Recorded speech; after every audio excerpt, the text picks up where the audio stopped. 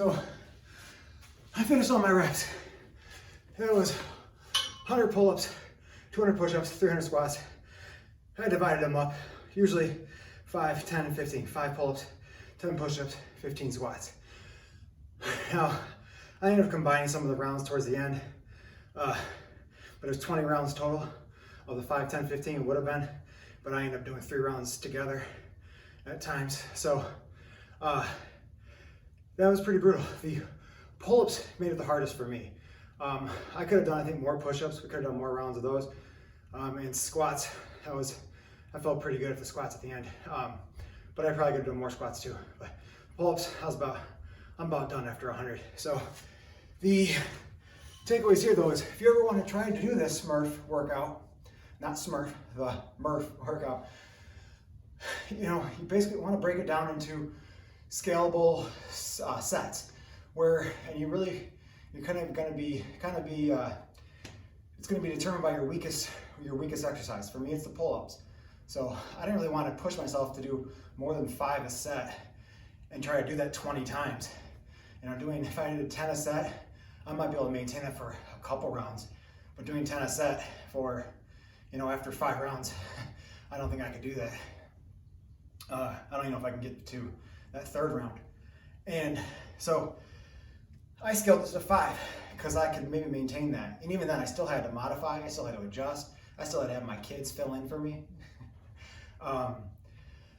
So if you ever wanted to try something like this, I love the format. I still got to do my mile run, by the way, but I love the format, 100, 200, 300.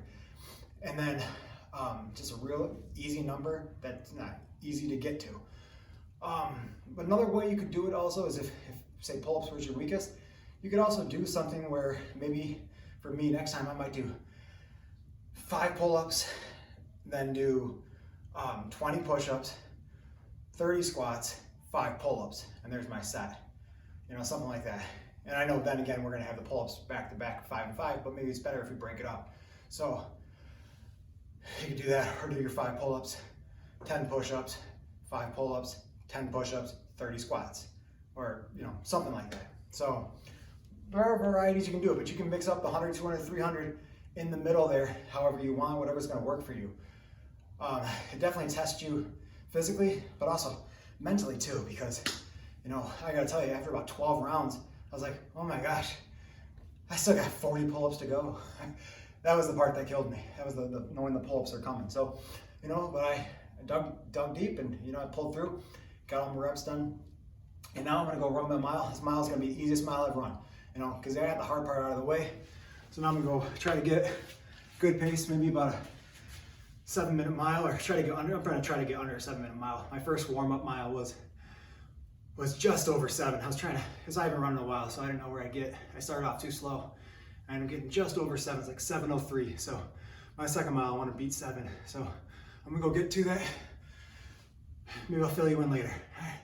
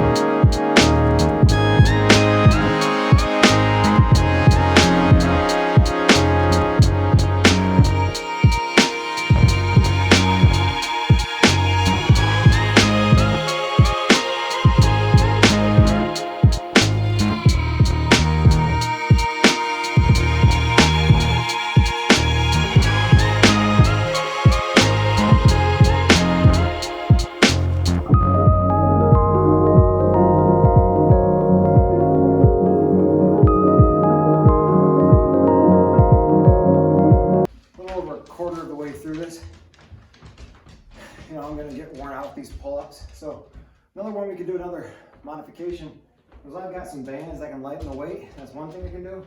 So I step in here and lighten the weight. Or we can also do a jumping pull-up, where we get onto the bar, or maybe you need to jump to get to the bar, but we use that momentum to carry us up. And then I come back down.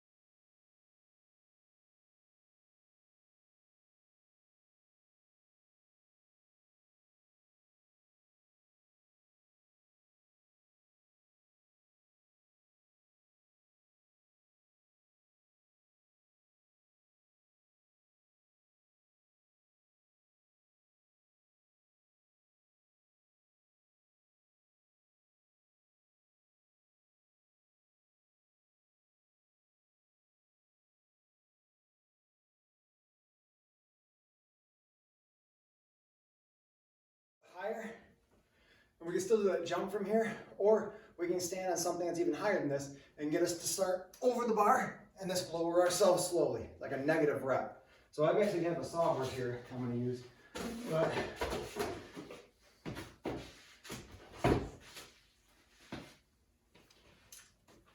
so I can step up here, get above the bar, let go, go down slowly.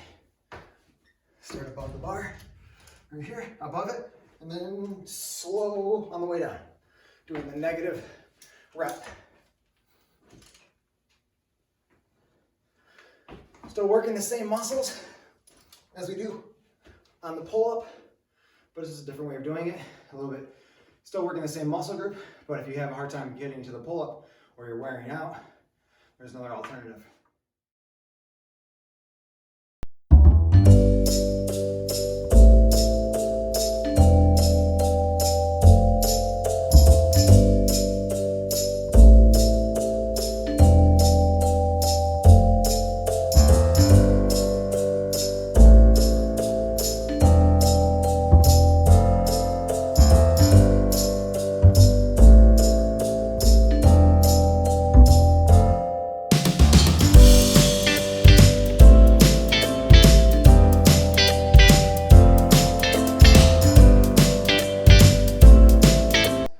This helps with some grip, grip stuff, and this is one of the alternatives I use for pull-ups.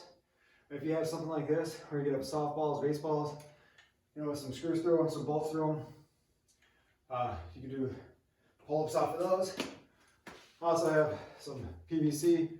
Do this. My son does this one a lot to work on his grip strength. Those are also other alternatives. We can do other things that we can. You've probably seen I have a couple of different ways of showing you how to do pull-ups in the video. Anything you can hold on to. So here, got these balls that are hanging from the ceiling, or from the pole. Got these that are hanging. And my son was on to some of the other climbing stuff that we have. We got this big beam in the basement. Just like, you can do pull-ups on lots of different things. So, find something safe. You have a outdoor play set, swing set that's got a strong bar above. You can do them there. Sometimes you can have lower bars. You just got to get your knees off the ground. I actually have to do that for these. I have to get my knees off the ground. Or, I'm sorry, my feet off the ground by bending my knees. So there are other things you can do to get these pull-ups in. And again, like I said, if it's a beam in the basement, you can still do your jump. Use that momentum to come up, or you can do, you can just do, a negative set where you step up on a chair, drop yourself down slowly. So there are a lot of options besides the standard pull-up bar. Although I know a lot of people said they have pull-up bars at home.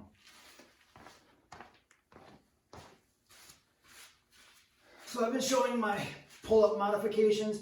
We also have push-up modifications. I had my daughter showing the lower range of motion. We don't have to go all the way down, chest to the ground. We don't have to do that. But we can just go lower the range of motion. We can, of course, go to our knees This is still good resistance training, even on my knees. So there are still ways that you can maybe try, if you want to try this challenge, is to find the variation that's right for you and try to get these reps in. Also with the squats, same kind of deal. I've been going into a deep squat for most of these, where I'm trying to get down real deep with my range of motion. 15 at a time. Or I can not go down quite as far. I'm still pretty comfortable here. I still feel it. If I do all my reps, I'll feel it. But if you're like not doing 300 reps like that, there's no way I can do that. You can also, of course, reduce the range of motion even further. So we're just going, getting a bend, feeling the contraction in our quads, just smaller range of motion. So ways to modify all these exercises.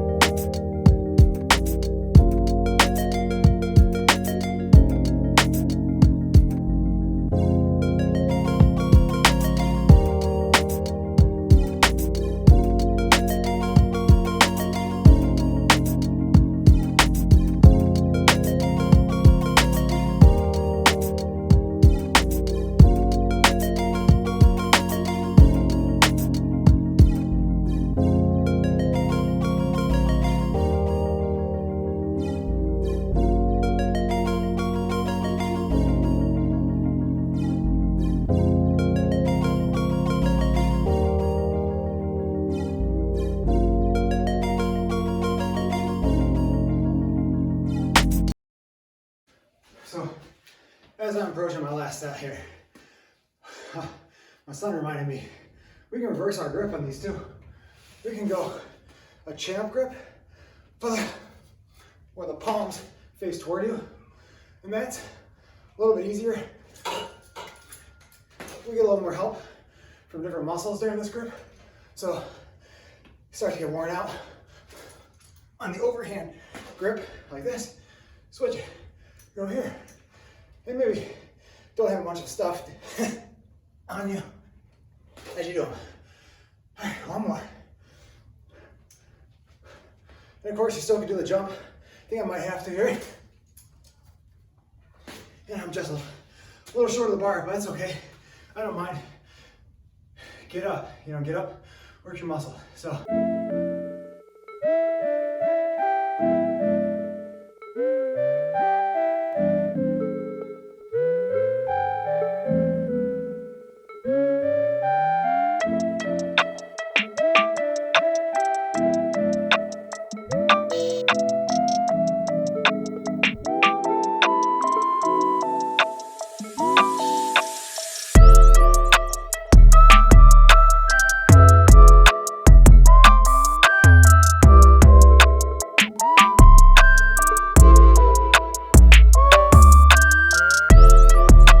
A 7-minute mile. I did not.